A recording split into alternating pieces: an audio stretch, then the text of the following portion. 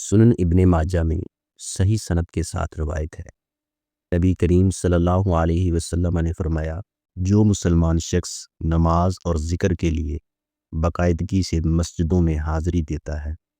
تو اللہ تعالیٰ اس سے اس طرح خوش ہوتا ہے جس طرح مسافر کے اہل خانہ اس کے گھر واپس آنے پر خوش ہوتے ہیں۔ اس حدیث مبارکہ کا مفہوم یہ ہے،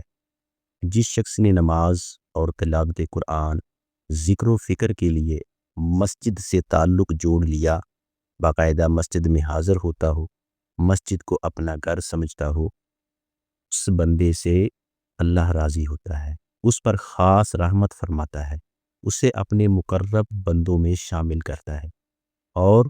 مسجد سے محبت ایمان کی علامت ہے۔ مسجد سے محبت کرنے والے کو اللہ قیامت کے دن اپنا سایہ نصیب فرمائے گا۔ فطروں کے اس دور میں جو شخص مسجد میں نماز ادا کرتا ہے، مسجد کی دیکھ بھال کرتا ہے،